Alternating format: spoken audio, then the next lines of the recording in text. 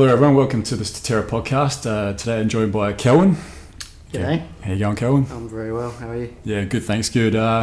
Kelvin and I first got to know each other over a Philosophy Night group on Facebook, and shared common interest in sacred geometry, I guess. So we thought for today's episodes we'll start by looking at sacred geometry and we'll carry on from there. So what do you think, Kelvin? I guess maybe Ross and I spoke about it a little bit in a previous podcast, but the flower of life, and that seems to be, or is said to be, the symbol for sacred geometry. Pattern of creation. The pattern of creation, yeah. So is it something that you can explain to the audience a little bit about, and the origin of the flower of life, and I guess it means many different things to me. It's kind of a pattern. I guess you could look at it as a gateway for spirit to form. Mm-hmm. And within it lies a lot of different patterns, algorithms and formulas and things like that. Mm-hmm. Usually, in creation it starts pretty simple, like plants, Fibonacci sequence, which lies within. Mm-hmm. And I'm sure that you're a bit familiar with that. But, yep. Leonardo Fibonacci, I think, was one that sort of brought it to people's attention, and he used an analogy of rabbits. So if you look at like counting pairs of rabbits, mm-hmm. and you start with one pair, and when they don't mate for the first month, and then the second month they'll mate. So mm-hmm. you start with one pair, next month you've got still one pair, but they mate. So the third month you have two pairs. Mm-hmm. The new pair doesn't mate, so the first one does. So the mm-hmm. third month you've got three pairs, mm-hmm. and then two of those will mate, so that makes five, mm-hmm. and it goes 8, 13, yeah. 21, 34, mm-hmm. and sorry, I'm a little bit nervous now. Wasn't before.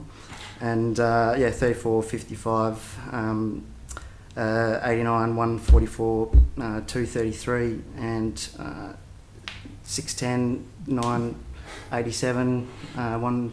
I've lost it now. But That's pretty good, Kel. I get up to like 55, and then I can't remember. Yeah, I can usually remember up to about 22. Yeah, but Fibonacci sequence is just the each number reoccurring, adding to itself. So yeah, you got 1, 1, 2, 3, 5, 8, 13, 21, 34, 55, 89. I'll remember 89 next time. 233. Yeah. 610, 987, 1597, 2584. Then you got 4181, and then 67, 65, but so on and so forth. Sure. And it's a formula that's found throughout nature as well. That's with, right. So what I was looking at with the rabbit analogy, but also with plants, trees. Yeah. Like a tree trunk will have, say, 13 branches coming off it, but it'll take 8 revolutions from the base branch to the top branch of those 13. It'll take 8 revolutions, which is again a Fibonacci sequence number to get there. Yeah, that's right. It's fascinating that all nature, our human bodies are all follow this formula. Right through it. Yeah. There's like a scientific method to it. Yeah, which makes you wonder, like the creationist theory, and maybe there's some truth to it. I don't know, but I think it's a bit of both. We're very quick to go to one thing and ignore the other. But I think it's a combination of evolution and creationist intelligent design and all this sort of thing. Sure. Maybe just our evolution is dependent upon that perfection. Like we have to have those perfect sequence of numbers or formula in order to survive. In the core of it. And then obviously you bring environment and external stimuli to it. Sure. And then that makes something very unique and beautiful to itself, but it contains that formula. Yeah. But then it's, to its left, it's got this other creature with that same formula. Yeah. but that's dealing with all these other things around it, which makes it unique to itself and its own point and place in time. Sure. So it creates beautiful diversity, but yet all basically along the same growth patterns. Yeah.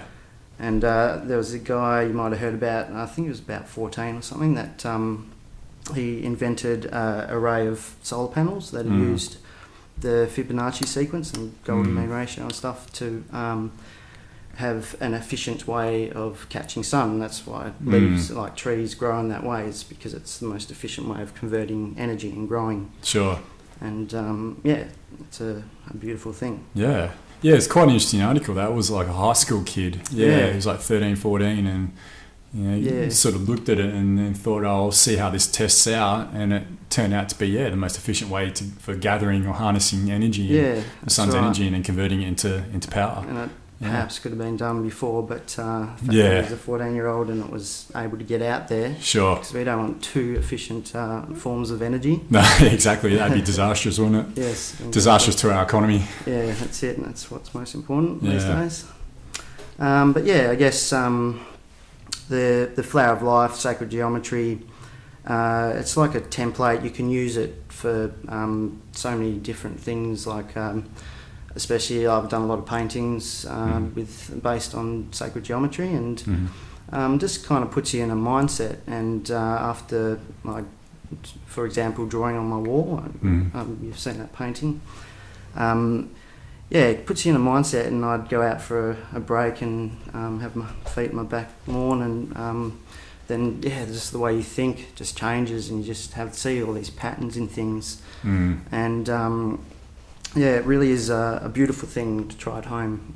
When you actually do draw it, you sort of experience it, and you can really lay down a lot of different ideas and metaphors into this pattern. Sure. For anyone that hasn't doesn't know what it is, that's a flower of life there. So it's constituted of how many circles is it? I think there's 19 in that. 1, 2, 3, 4, 5, 6. Yeah, 1, 2, 3, 4, 5. Make it for good podcast viewing, Your Honour. Well, 2, 3, 4, 8, 13, 16, 19. Yeah. But that's kind of like a restricted flower of life. So they talk about taking away the outer circles. I forget what they're called, but basically if you continue around... one more. I think it's two more. Is it 2 more? Cycles. Right. So on that flower of life you can see that there's pretty much 3 circles standing on top of each other. Yep. That's in the masculine form, because that's with the 3 on top of each other like that. Yep. Whereas if you turn it around, it's the feminine aspect of it, which is having the 3 circles horizontally. Yeah. But if you take those that perimeter away and complete it another 2 rounds, you can highlight. You'll then have 5 circles on top of each other, and then you've got the crisscross. That's right. Yeah. So that's in the top corner there. I'm not doing well with this, am I? Yeah. Oh, that's not turning out too well, but you can see it there anyway. So the fruit of life, which is 13 circles. So you've got the 6 around one, and then you've got 1 around each point of that, which is 13. And from that pattern, you can get Metatron's cube.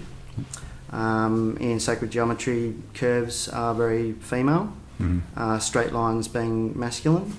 So if you outline those 13 circles and join the centre of every of those 13 circles to every other one, you get like a beautiful pattern, which is Metatron's cube, and that within that lies the 5 platonic solids. Sure. Which is every solid known in this known universe, at least anyway. Yeah, that's right. So it pretty much makes up everything. Yeah, every element that we know is contained within Metatron's cube. Yeah, that's right. And the flower of life. So we've got it down as like as a 2D shape, as a 2D entity, but Metatron's cube, of course, is exactly that. It's a cube. It's a 3D shape. Yeah, that's right. Every known possible element and the platonic solids, fit within that cube. Right. Yeah, it's quite interesting. Yeah. So can you tell us a bit about the actual formation of the flower of life and how that pertains to the creation? Well, the idea is that there was basically void, nothing, just spirit, like just ether or God or whatever what name you want to give it. And it decided it wanted to evolve to know something, to understand itself, and that's right, and so it needed something to compare to, comparison point or whatever, and so it ended up sort of expanding its awareness of where it is, sort of creating space, I guess, and to a particular point, and put a sort of a boundary around it, and then it decided to shift. And to the perimeter of what it knew, and then did the same thing again, and then suddenly you've got what's called the vesica piscis, which is the start of flower of life. So it's basically two circles sharing the same radius, and it creates this sort of womb shape. Yeah, which is where all light comes from. That's it's right. From inside that vesica piscis, that overlap. So it gives you the points of comparison to be able to then formulate like I think square root 2, square root 3 and 5, which again are very important numbers to creation and everything that exists. And also with light and different formulas within that womb shape, and then so it has the vesica piscis, and then it decides to move and just continue around, sort of half in what it knew already, but creating new space, just evolving, getting bigger and more information every time it moved. So and that's like one original circle, then 6. So 1 into 6. 7 actually. So it's 6 around 1. Yeah, 6 around 1 should say. Sorry, So 7 right. altogether. Yeah. And it's a beautiful little pattern. Yeah. It basically you could use that to think of the first circle as life experience or something, and then you've got all these 6 circles around, and you could say, like the Egyptians did, they integrated art, religion or spirituality, philosophy, trying to think of them all now, mathematics. Music, mathematics. So everything was just sort of integrated into one, I wouldn't say belief system, but just the experience of life. Yeah.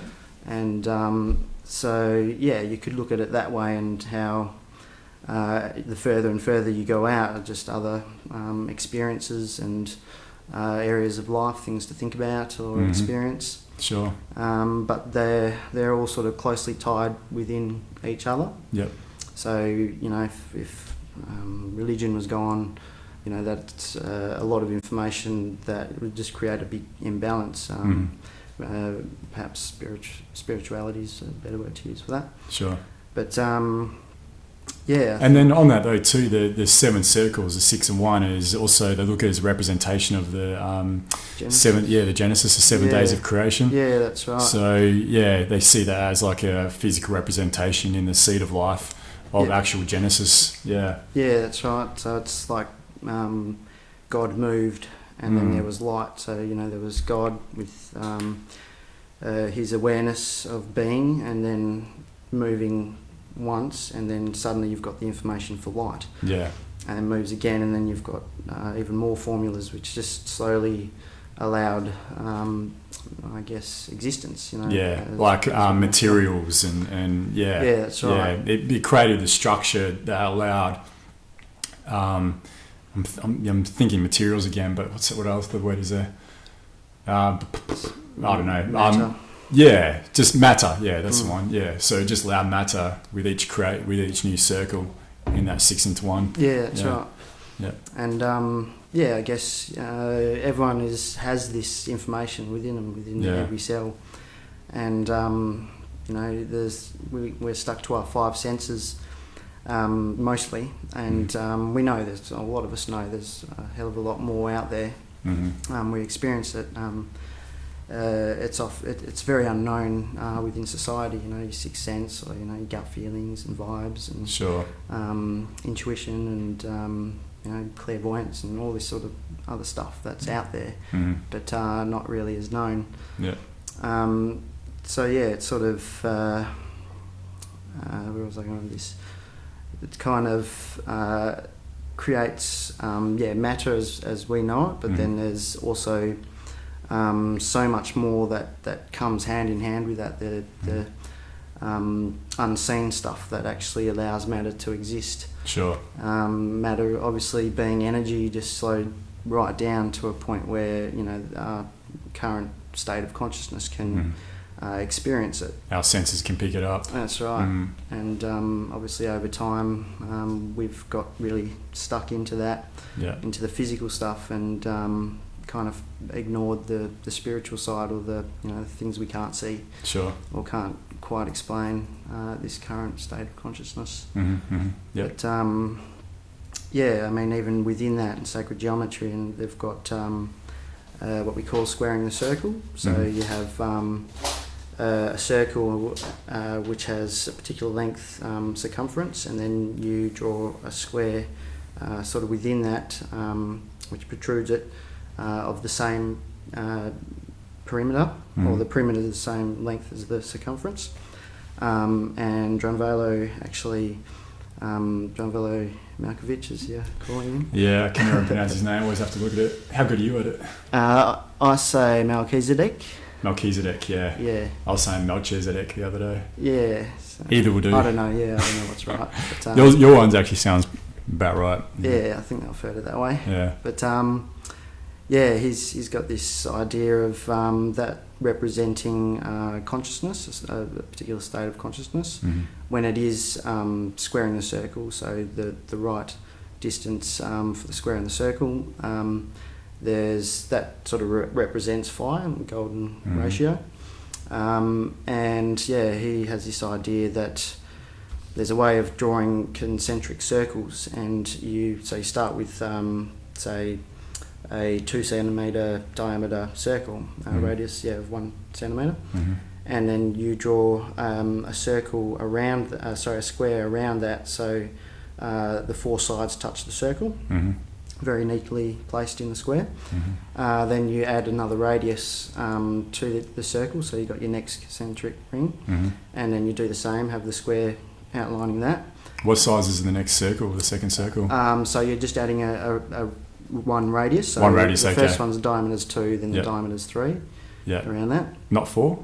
Diameter, so its radius is 1, so the diameter's 2. Right. So you're adding a radius. So it'd be 2. Oh, so just 4, one radius. No, sorry, you're right, 4. 4, right. Yep. Yeah. So you keep going out. So the difference between each one is basically 1 centimetre between each ring. Sure. And you start to notice that the square starts penetrating the next circles. So you've got that original pair. But once it gets to a point where you find the golden mean ratio, with the next, it's really hard to kind of describe without drawing it or that. Yeah. I think it's in the second book. But, is it? Okay. Yeah. That's cool. So basically, you have the pairs, but then as soon as it penetrates the next circle, that becomes the new pair. Sure. And it gets to the golden mean ratio, which is the next level of consciousness. Yeah. And as we said, straight lines, squares and stuff like that are masculine, and circles are feminine. So you get sort of an imbalance after a while with the male and the female, and then it comes back in balance, and then it hits this phi point, which is suddenly being our next level of consciousness. Right. But as we go in between those levels of consciousness, there's imbalance. So things don't quite seem right, around us in life. So there's this discord or whatever between that, and then bang, it's back into harmony. Right. And he believes, we're coming to this time that we're moving back towards harmony. Yeah. And that as represented through the fire ratio, Yeah, golden mean, right. which is a formula for like perfection, really. Yeah, that's right. And So it's balance. And balance, yeah. So the phi ratio comes out as a formula of 1.618, but it's derived from a square. Say we'll just say a 1 unit by 1 unit square, or 1 centimeter square. You draw, it's a radius to the center of that. Is that correct? Yeah. So what you do is you start with one square, and then there's many ways to do it, but then you would, by going by the Fibonacci sequence, you've got a square of 1 by 1, and then because it's 1, 1, you add another square which is 1 by 1, and then on the edge that you've got 2, you draw a square 2 by 2, and then you'll find that 1 and the 2 is obviously 3. And so you draw another square 3 by 3, and then you'll find the next side, which is 5, and then you've got the square 5 by 5. Yep. And then 8 by 8, 13 by 13. And I'm using the dodgy camera skills again. Need to get yourself a projector, mate. I know, don't I? So that one there, that's a representation of phi ratio, golden ratio. Yeah. So yeah, once you've got that sort of grid of squares, that's kind of the masculine way. From that first one, as you were saying, you draw you got the 2 squares together of 1 by 1. You'll draw a circle like that. It stays the same for the second one. Then you move your compass point, and then do within the next square, corner to corner. Yep. And basically quarter circles. Yeah, that's time. right. Yeah. And so eventually you get that golden mean spiral like that. Sure. And the further it goes, the more closer to the 1.618 that it gets. That's right. You start off with 2 divided by 1, which is 0.5. Yeah. And then 3 divided by 2, which is 0.66. 5 divided by 3, which is, I don't know what. So basically it bounces up and down. And it gets closer and closer and closer to... Really like a wavelength until it gets to that perfection of 1.618. Yeah, that's right. So with life, life is based on the Fibonacci sequence, because it starts very crude. It starts, it's like a seed sprouting or an egg fertilised, and it's just 1, and then it's 2, and then it splits. It just keeps splitting. Yeah. And that's exactly with that flower of life too, going back to the flower of life, but the actual manifestation of that's how embryonic cells start off. When a sperm enters an egg and it starts its splitting up, it actually forms basically the flower of life through to the Metatron's cube. It's a solid structure that is formed in that formation. Yeah, that's right. Yeah. And because you've got obviously the Genesis pattern, or the seed of life, and then as you go out a little bit further, you come across the egg of life, which is like the Genesis pattern. They're all sharing half of their circle with the other circles, but as you go a few layers out, you actually find that they're just touching. They've just got a leaf in common. Sure. But that the egg of life is actually exactly how we start off in the womb, splitting it at that point. Yeah. Sure. Yeah, it's pretty crazy stuff. Yeah. Hard to put into place, but as I said, you can relate it to so many different things, and often when people are telling about situations and stuff, or just watching dynamics between groups or people within a group, you can sort of, I often find myself place it into that sort of pattern, which is sacred geometry, because it's always kind of behind everything. Yeah, there's usually something to that. Yeah, totally. Then you got things like snowflakes and Dr. Emoto, who was Messages on Water. I'm sure you've heard about.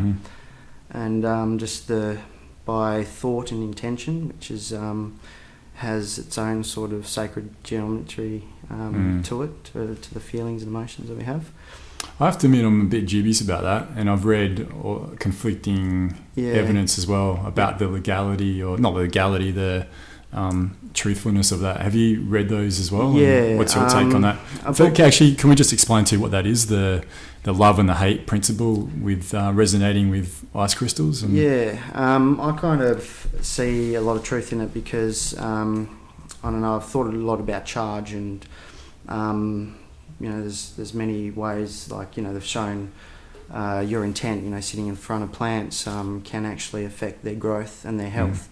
People have been shown to be able to change the pH level in water just by their intent and their focus. And so basically he was getting water droplets and was freezing them. Now I'm not sure, I think they put their intentions and their love and feelings and positivity into this water, and then freeze it, and as it thaws out and the crystal breaks up, it just forms these beautiful patterns. And geometric and aesthetic. That's right, symmetrical and everything. And it's just basically the idea was that if you put positive intention and love and caring, compassion into this water, it'll be a beautiful crystal. Which is what we see in life as well. I mean, you just look at it even with a human being or a pet dog or whatever it might be. If you start off by showing them love, and compassion, etc., really caring for them, then they generally turn out to be good human beings or good dogs or what have you. Well, that's right. If you're if you're treated as you're beautiful to the point where you believe you're beautiful, you generally emanate beauty. Sure. And on many different levels. Yeah. Physical and non-physical. Then on the flip side too, there's that thing too, if a baby isn't touched when it's first born, then it dies as well. It needs that energetic feeling, that touch. And it is all an energy. Yeah. So it requires it, otherwise a baby will die. That's right. Yeah. You need love to grow, and there's even that story of baby who didn't quite make it through birth, and the mother said, "I just want to hold it," and she just full skin contact and just gave it all the love she could, and it started breathing again. All right. I know they do that with stillborn babies. If they know for a while it's stillborn and they still have to go through the process of labour, they still give it to the mother as well. Yeah, that's right. And in this case that happened. And the baby survived. Yeah, that's right. I was quite surprised to see it all in the mainstream as well, that story. So yeah, but intention, your field. I mean, we all have an aura, and it doesn't necessarily, just a little bit out of your body, depending on your state of mind and how much you exercise and are aware of this field.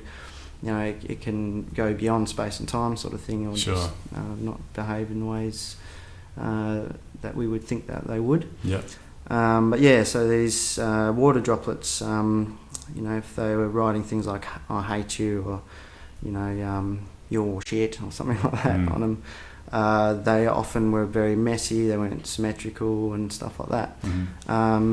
I do know what you mean by it's questionable in that. The book that I had by him, I don't know where it is now, but he actually stepped through the method that he did it, and he made it very clear that they were doing quite a bunch, and they were picking the most beautiful, but there was a definite pattern and in the formation of them. Okay. And he wasn't probably bang by the scientific method, or a lot of people don't want to believe this sort of stuff. Sure.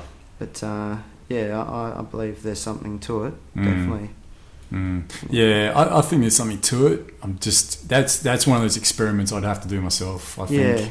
And it's not hard to do, really, is it? But I think the magnification was I think it was 100 times, or was it? Maybe thousands. So a magnifying glass won't cut it? No, probably not, especially not in the sun either. That sure. Work. Yeah, actually that'd be pretty bad, wouldn't it? destroy your project.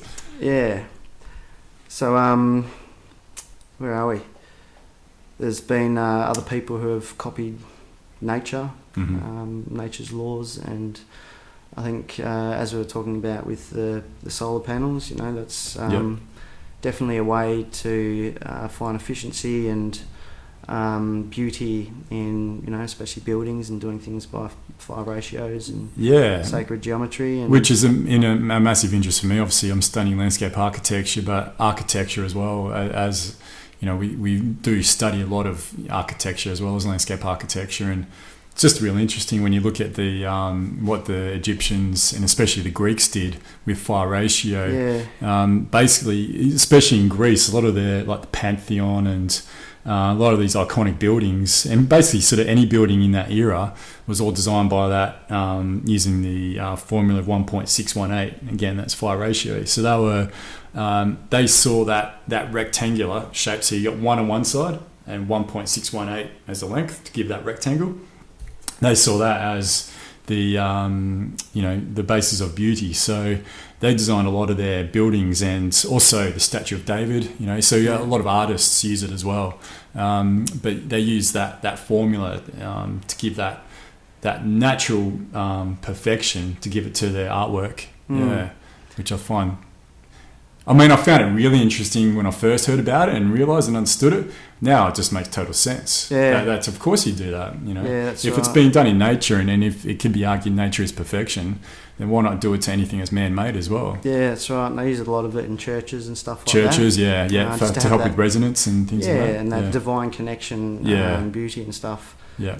There's definitely a lot of Vesica Pisces, and I think I pointed it out to you that time we went and saw the Duality thing, that they had the Vesica Pisces everywhere. It was kind of chopped off and wasn't very clear. But at our uni at UWA, the architect who's done a lot of the extensions to buildings there has put the 6-sided flower embossed onto a lot of the buildings.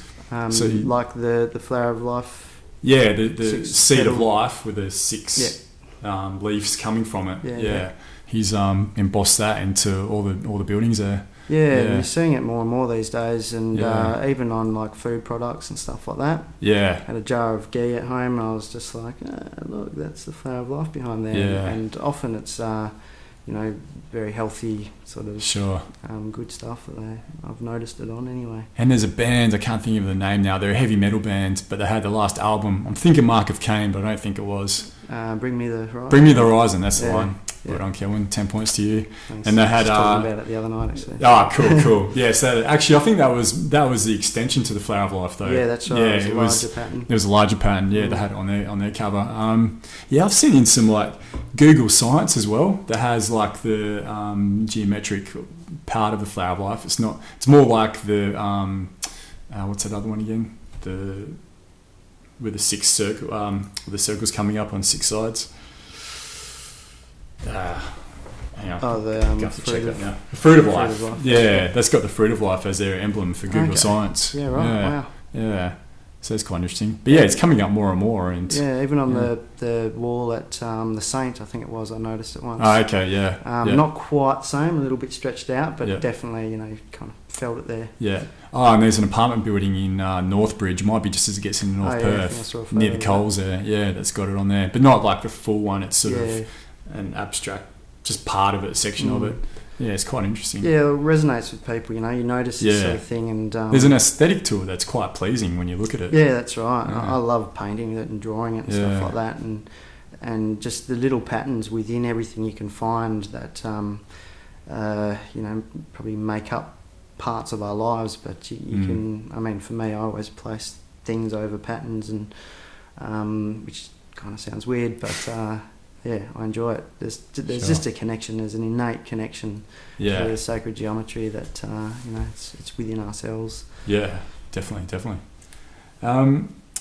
So we've spoken about phi ratio and Fibonacci sequence, which are both actually quite similar. There's little differences between the makeup of phi ratio. The phi ratio is basically the end sum of the Fibonacci as Fibonacci gets towards its end, but there's also the flower of life, and they're all interrelated. We've spoken about architecture and arts, and also nature. As far as music goes, though, as well, and with the harmonics side of it, can we talk a bit about that as well and how that relates? And I've been in situations with you where we've talked about this in depth, but I don't have it quite together like that. It just sometimes comes out. Just give us your best, Cohen. Well, there are like within sacred geometry, there's ways that you can actually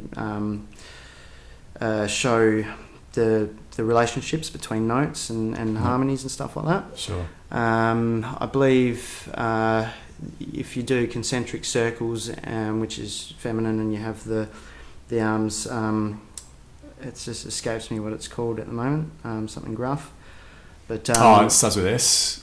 Not too sure. Yeah, that's all right. But I was reading it about the other day. I can't remember either. Yeah. Okay, yeah. So you just get you draw an equilateral triangle within there, and hopefully I remember this now.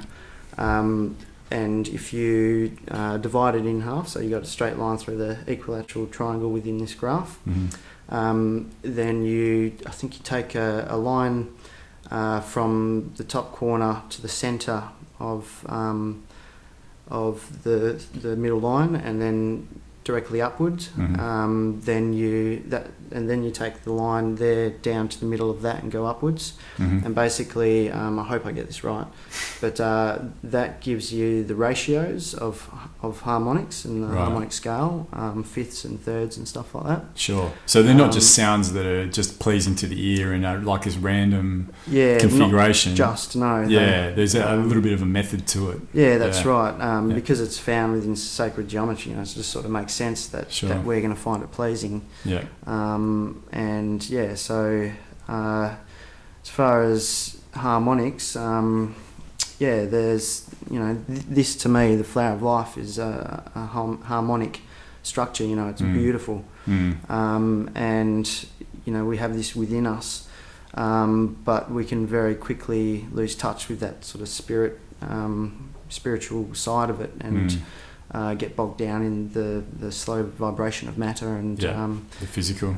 And then things start to distort and you get disharmony and stuff like that. I think we were talking about once that there's a group of us together and we just everything just flowed so beautiful in such a beautiful way and so harmonious, and we just I find that within particular groups you can just gravitate towards people who have sort of a resonant frequency with you. You resonate with people. That's definitely a thing about, like, they talk about the vibration of someone. I'm picking up your vibe, man. That's sort of like an old hippie saying, but it is definitely true. I think you can definitely pick up on someone's vibration or resonance, even without necessarily even meeting them face to face. That's right. You and I had definitely had that. Obviously Ross and a lot Daniel of you guys. Well. I kind of we hadn't even met, and it was just like we've got a journey together, and without even concentrating on that too much, it's just like we came together and just resonated, and have journeyed together since, and discovered some amazing things. Talked about a lot of amazing stuff, and met, introduced to more wonderful people, and this ever expanding little community, tribe. It's awesome. But it's something that is harmonious between our energies. Like I said, you can walk into a room and just straight away get this gut feeling that someone out, I don't like the feel of that person. Something's not quite right. It's something that we pick up on, and I think if you become very aware of that, you can develop that. It's like a muscle that you continue to flex and get stronger. I think that can be changed though as well. And again, it's the same as you're saying, like you can train yourself, or, there's definitely people that I knew, especially people that I've known for a long period of time, where when I first met them, acquaintances maybe, but never really gelled. But now there's some of them I regard as my closest friends. Just over a period of time, we both got to like this same sort of level. That's right. And you grow, you change. Change is the only constant. And sometimes it just takes a few little experiences just to broaden your song. Your the different notes within within you that make a harmony. Sure. And then you suddenly find that you're playing a similar tune to that person over there, and then you come together and you play. Yeah, that's a great way to look at it, Kellen. Yeah, very poetic. Yeah, I think a lot of things base around like harmonies, or like Tesla said, if you want to understand the universe, think in terms of energy, frequency, and cycles. Sure, which is pretty much spot on, isn't it? Yeah, that's right. One of the greatest minds of all time, I reckon. Yeah. But that's what it comes down to, and I can't help but look at things like that. Yeah. And especially studying audio and being an electrician and working with electricity and having to get my head around that. Yeah. And also being a bit of a musician. Sure. It's actually good things to put together and use. Yeah. My experiences. For one goal that might be, evident to you come sometime in the future. Yeah, that's right. Yeah. Actually, speaking of electricity and Tesla, they were talking about. I was watching. It was the last Joe Rogan podcast, I think. Anyway, if anyone knows the story of Tesla, he worked with Edison a little bit, and also under Westinghouse as well. And so Tesla had the alternating current method, and what's his bloody name? Edison had the direct current, so that's AC and DC. So for a long time it was just direct current DC, and Tesla came along with this alternating current, which he said was better and more efficient and less chance of electrocution and things like that. And so to prove that, or in his way to prove that it wasn't necessary, so he got this great big fuck off elephant. And anyway, they showed this on the last Joe Rogan podcast. They've actually got footage from 1906, I think it was. It might have been 1902, of this poor elephant that was in a zoo. They took it out to the middle of a field and just rammed it full of electricity. And the video clip goes for about 30 seconds. And this elephant is just standing there. All of a sudden, it just goes rigid, starts shaking a little bit, and smoke just came up everywhere. And the thing just went stiff and just keeled over. What a bang up guy. Fuck, I tell you. Imagine, the thing is, you can try and do that now. You'd be like, taken to, you'd be lynched, whatever. You'd get fucked right up. But back then, I was like, oh, well, we're just going to do it, and I guess Edison had a lot of pull as well back then. A lot of people listened to what he was saying. And it was about a lot of money and a lot of recognition and stuff like that. That's what it comes down to at the end of the day, Calvin. People look at Edison as like, he changed the face of this earth through, and he did do to an extent. Obviously, he created something called harness, something that allowed us to use technology and amplify our ability to use technology like this, like the internet. But it doesn't mean he was a good person at all. And if someone got in his way, if someone got in his way that affected his monetary gain, then look out. About power and profit and all that sort of thing. And that's why Tesla is pretty well. There's heaps of people that don't know about him, never heard of him. Yeah. But it's because he was about the people. He wanted to, he shared energy and created wireless electricity that you can just have a box in your home and just harness it from the atmosphere. Yeah. And I think he was going to get it is bouncing off the ionosphere. Is it the ionosphere? It's sort of tapping into the ionosphere and harnessing it. Yeah. And he did plenty of experiments and displays of how how he did it and how safe it was and stuff like that. He had that big tower set up and he was doing a lot of tests and experiments in the middle of America. The lightning and the arcs just going through him and imagine that lightening up fluoro tubes and stuff. But I know you went to Westinghouse about it. Like Westinghouse was like one of the biggest industrialists of the time back then. H.P. Morgan or something. H.P. Morgan. H.P. Morgan. Yeah, was H.P. Morgan? Yeah, he was a big banker and he actually funded him and, helped him get it up and running. But then when he realised that you can't meter it, you can't charge can't make any money off it. This guy wants to give it for free. He's like, fuck that. So what role did Westinghouse have with Tesla? I think that was... H.P. Morgan was affiliated with Westinghouse, I believe. So H.P. Morgan sort of bankrolled a lot of what Westinghouse was doing. I think that's as far as appliances and things like that go. Yeah, just as a brand. That's right. Yeah, it was H.P. Morgan. That's right. Yeah. Then said, oh, hang on, this is what I can't make any money out of this. Yeah, that's right. But you can't meter it because people can just take it you know, Yeah. and there's no wires or nothing to actually see what they're using and say, well, now you owe me this much. Yeah. Do you think that, Kelvin, that's going to be inevitable one day? The same way information is that's the way information's going. That's the way music's going.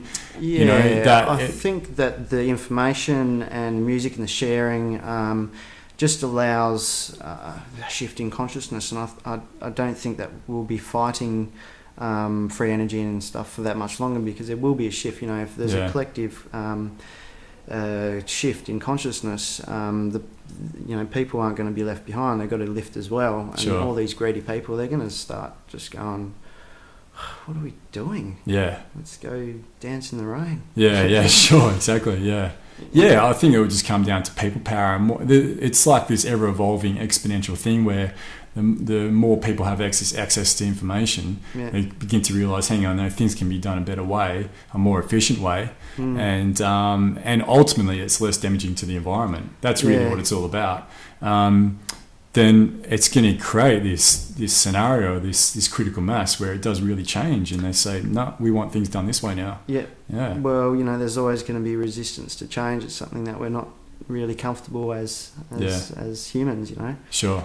So things are always resisted, and it could even be, meant to be that way. Yeah. Because if there was no resistance and we all just expanded our minds and just, researched everything everyone talked about and just ran with it, like there wouldn't be, like it'd be like such change that it would probably damage us, like we need this resistance as we grow. And like I was saying with the concentric circles and squares, there's these moments in between of disharmony, and that is perhaps fighting the change, or the difference, the people who lead forward, the people who pull behind, creating this imbalance, and then suddenly we all sort of find harmony within it, and then reality changes, and then we get to this specific point where it's like heaven on earth.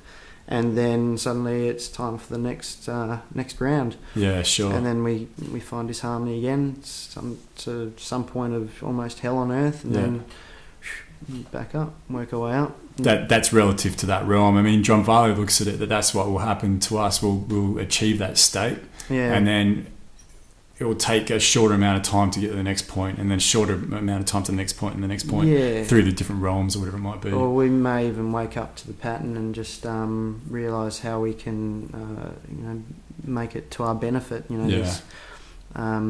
Focus the negativity or the discord on particular things, so it doesn't, slow us down, I guess. Maybe get there quicker. Sure. But what we're sort of describing too is a singularity as well, that singularity point, which a lot of people are looking at as being the point where technology and biology meet, and then gives us that ability to, like we were just talking about, as far as knowledge goes, we can access any point of information and know everything. We'll literally know everything, as if it was like the metaphor for spiritual enlightenment, where you get to a point where everything becomes evident. But it's only really going to be within this realm if it's using technology that's within this realm. Yeah. But then that's fine. However, this realm, lives by the laws of the universe as well, and this realm has to change then, like this realm is what we're mostly present in, but like... Can it change though? Can this realm change? Are we the ones changing within it? Well, I think it is changing. I mean, we've focused on breaking things down and technology and all this sort of stuff so much that everything's become so much more dense and material. We've sort of got lost in this material world, and that's we're kind of separated from the spirituality of things. So, but the fundamental laws of this universe haven't changed. It's us that have created that. Yeah, possibly, but I mean the perception of it all as well. I don't know. It's like, I think you guys were talking about it last podcast with Atlantis and how they were operating on a different. No, as far as we can tell and see, like that's sort of the continuation of the human. Yep. But they had this much higher consciousness, maybe not as divided within as we are, but John Valo talks about how a lot of their structures and everything, they were made of light, and it wasn't like physical buildings like we have today. It was something that they created through their consciousness, and they'd meditate on it or manifest themselves with it, and then to be able to create energy even. That's right. Yeah. There's a good story in the Celestine Prophecy series, Secrets of the Secret of Shambhala, and they talk about this idea of having, he finds this secret place, and I hope I don't spoil anything. But, they have this box within their houses, and it's basically just a transformer for people's mind waves and their electromagnetic fields. What they desire or what they think of. This thing boosts, and they are able to create things. So he finds that he's spun out by the fact that this house that he's living in and the clothes these people are wearing aren't actually real matter. It's created through their consciousness. Right. And I liked that because I'd thought about that concept before. And again, reading it in John Velo's work, he talks about a time where we're of such higher consciousness that we could create with our minds and manifest things, but it was a higher vibration than matter is. Yeah, sure. And so it's still energy, but just operating at a higher vibration. That's right. And so it doesn't need manipulating so much in this physical realm. You can do it. Another thing he talks about actually is the occurrence of like double numbers, triple numbers, 1111 and stuff like that, as being harmonic moments. And what I found interesting was, when you see sixes, that is, a lot of people think of 666 is the number of the devil. And what he explains is that it's basically our makeup.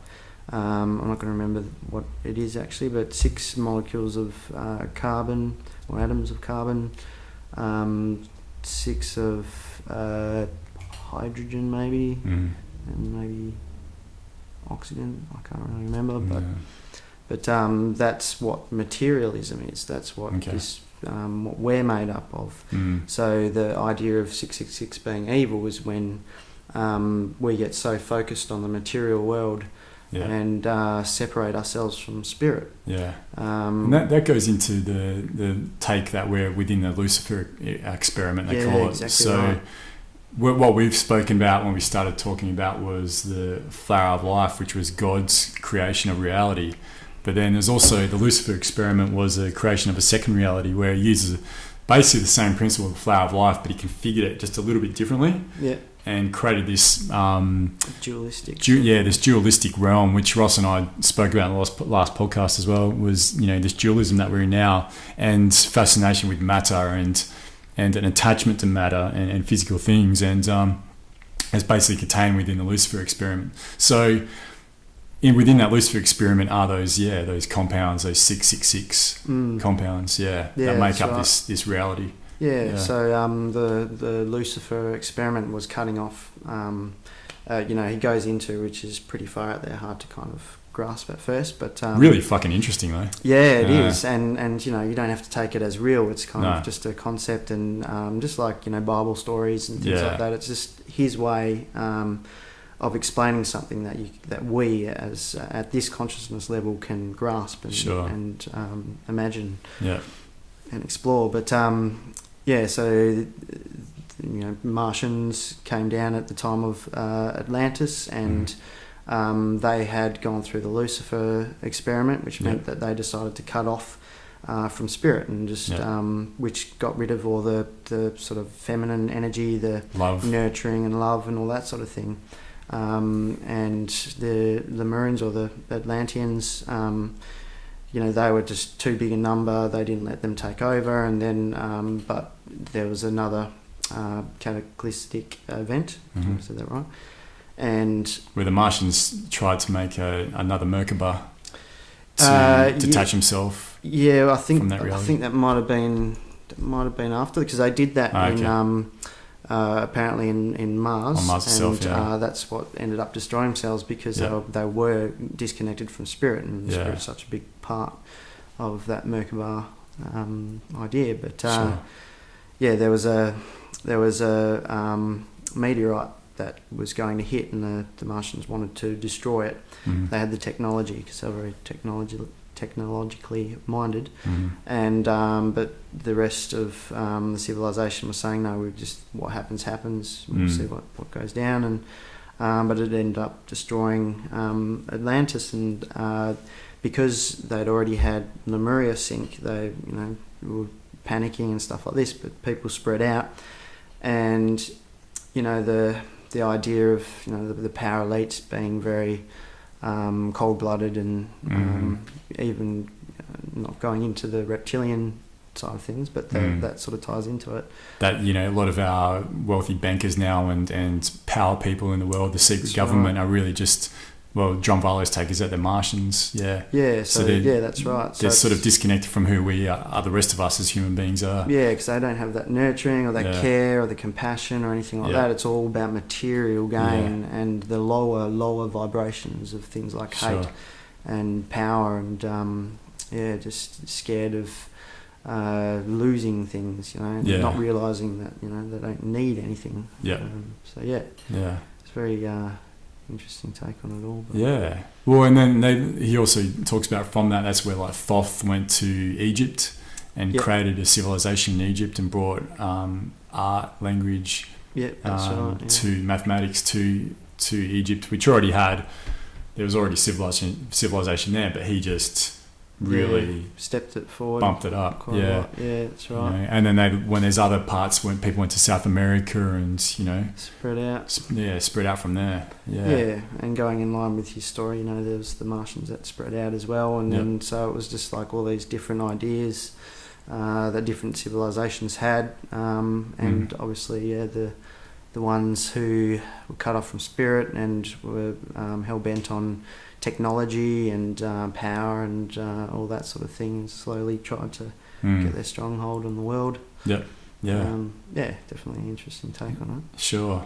I think, and it could just all be a metaphor, but maybe not, who knows, but there was I believe that for a long period of time, just no one questioned it all. There's no understanding of, the ruling elite and these people that, are basically sociopaths with no empathy whatsoever, controlling the world. But there's more and more people really starting to understand that, that's how the world is. And more, you look at things like the Occupy movement and, you could argue what Russell Brand's doing now as well, and just pointing out that, there's this fucked up element in the world who's really making it tough for the majority of people. And everyone's like, this is ridiculous. Nothing changes, and we're sort of realising the pattern of lies that we keep buying and we keep getting disappointed with, and the more we just go along with it, the more we lose. And it's becoming a joke. So the deeper ingrained we can get into it all. Yeah, that's right. Yeah. But I really think that it's changing. A lot of it, I really do think, it's got to do with the internet and what the internet's done to be able to facilitate sharing of knowledge and that's right, understanding, connectedness, because I think it takes a lot of people of a very similar makeup or vibration to be able to come together and work well together and start these things, little communities, and drawing people together that just have visions of the future that are actually quite beautiful, and there's a critical mass where you reach, and it just gains momentum, and then it's meant to happen. Sure. It's meant to all lift up and become beautiful and utopia, dance in the rain. Or Kelvin, like our fellow Statera podcast regular Daniel Christos and I were talking about yesterday, those of us who are trying to do that just all end up in a gulag before we get to that point. Well, I wouldn't like breaking rocks or something. Well, there's always going to be resistance and to anything, any change, and but But that's the thing. I mean, it's numbers at the end of the day that seem to have, sort of won over time. But yeah. Although I like that. There's this anthropologist named Margaret Mead. She's got this great saying.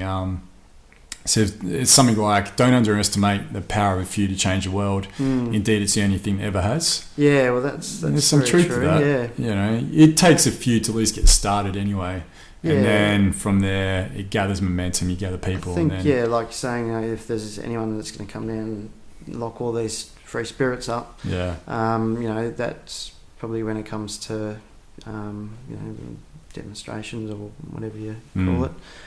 People banding together and making sure that it doesn't happen. Sure. But yeah, there's definitely people who stand up with a vision, with a dream, and just have the right energy to be able to slot in there and just go bang, and then create massive change. Yeah, sure. And inspire people, and certainly did, years and years on. Yeah. As well. Still have that lasting effect. Yeah, definitely. On that as well, I mean, we're talking about dualism and this dual reality, etc. And how do we break out of that dualism? And that's something Ross and I discussed in the last podcast.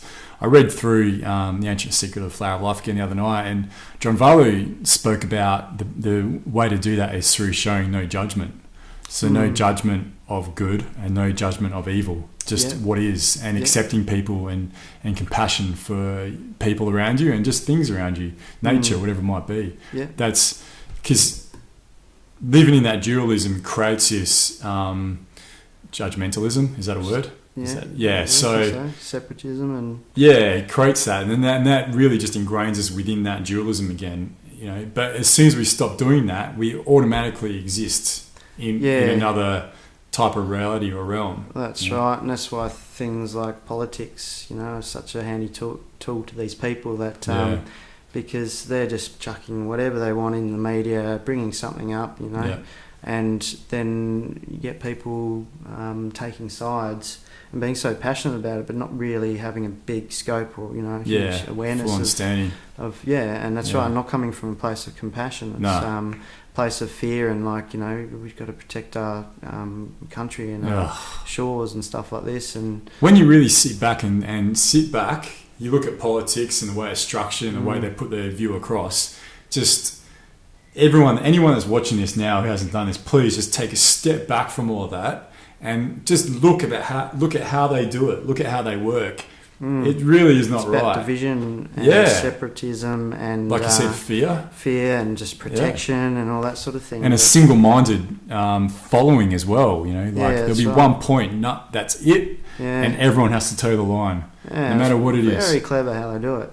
It's like mass hypnotism, really. Yeah. Anyone who's a politician, I mean, you do get your independents and those out there that are trying to affect change, and maybe a lot of them start out actually wanting to affect change. Yeah. But slowly but surely, they just get churned up. So many hoops to jump through on that you just get mesmerised too quick, and suddenly feel powerless and you have to make these decisions this way because you're going to upset this person, or you don't do that in politics. And you're comes to this real very quickly. Yeah, and it's this real gang mentality, and a massive problem that we have, especially in Australia, but a lot of other countries, is that we only have the two-party system, really. And that's a perfect. It's not even a metaphor. It's like a fractal element of this dualism that we work in, where you've either got the left or the right. And then they even call it that. They call it the left or the right. You might even have factions within it, but predominantly they're either looking at it from a left point of view or they're looking at it from a right point of view. Yeah. And then that's fucking it. There's no other alternative to that. Yeah, and I try and avoid calling myself right, left, or taking a side, because it's never ridiculous. Black and white. No, exactly. They pretend it is. I don't know. It's just or I grew up in a liberal family and it's liberal all the way, and it's like, well, hang on, you really like that clown? It's really liberal, and the decisions that they're making, and even but that term liberal for the Liberal Party is really a misnomer. Yeah. There's nothing liberal about them whatsoever. Nah, that's right. That's the thing, definitions of words kind of tend to change all the time. Sure. Maybe they start off that way back in the day, and then slowly but surely the Conservatives come in, and they should really be called a Conservative Party. Yeah, so they should be killed. the corporations run pretty much all the parties now anyway. Yeah. That's what it seems. Yeah. And they stand up before the election and make all these promises and this is what we're going to do, and Yeah. it never happens. They always go back on them, and I just wonder why people can't see that. Yeah, I think, like you said that before, people just get hypnotised by it all. Mm. Just, okay, cool, we put our trust in you. Yeah. But we shouldn't.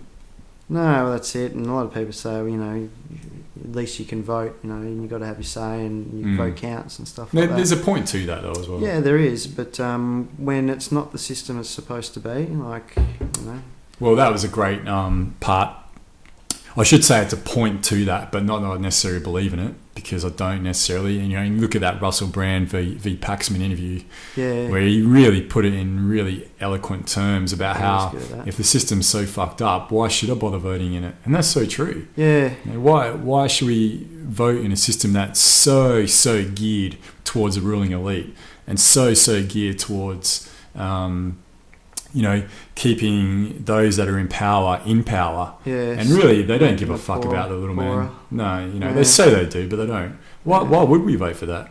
Yeah, that's it. The last vote I did, I just wrote on the... I hope I can say this on here. You'll have the Gestapo after you, Yeah, mate. that's it. The Gulag. I just said I do not consent to this,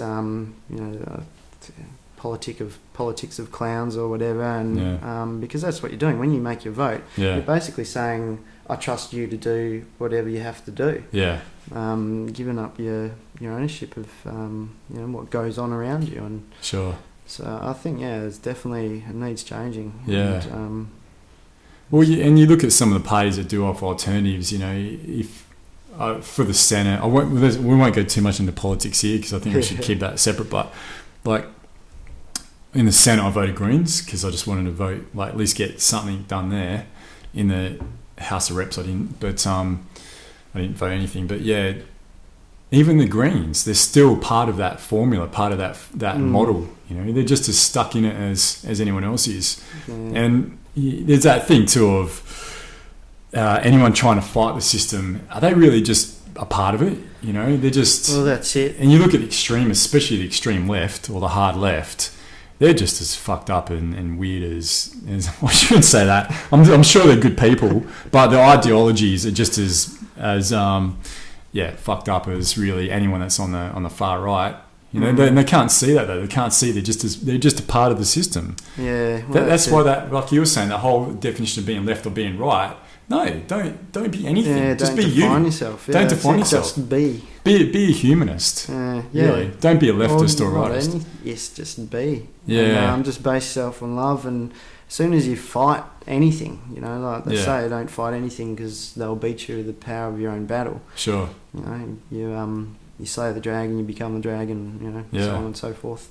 Many sayings for it. Yeah, I just think fighting's just not. That's about separatism. That's someone versus someone. It's just feeding just this disease that's sort of taking the reins. Yeah, fuel to the fire, Kelvin. Fuel to the fire. Yeah, that's exactly right.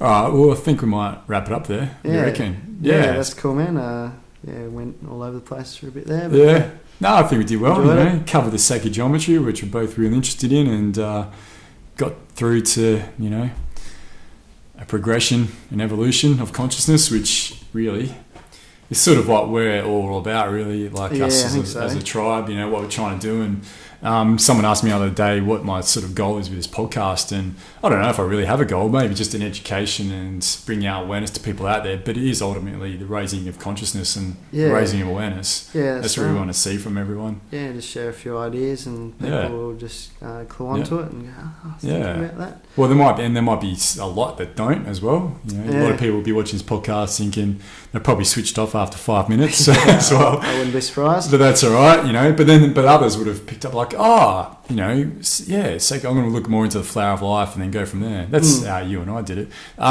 Spirit science, type in spirit science, flower of life, is it? Or spirit science, sacred geometry? Episode 6. Yeah, episode 6 or something like that. There's also the math of God, and there's quite a few good episodes that go into sacred geometry. Can I say that? I'll put some links up. I'll put it up right here, and then check them out. And they're well worth a look. That really changed a lot of that was when I really first started my delving into all this, and about 3 or 4 years ago, and I was at this time where I just started meeting all these people. Everywhere I'd go, literally everywhere I go, and then I was in Sydney for work, and I was in the hotel foyer, and I overheard these 2 guys talking about spirit science. Yeah. I was like, oh, what's this? And I just went up to them and said, oh, what's the spirit science you're talking about? Cool. And they said, oh, yeah, it's this new, it only just come out. I think they're like 4 episodes into it.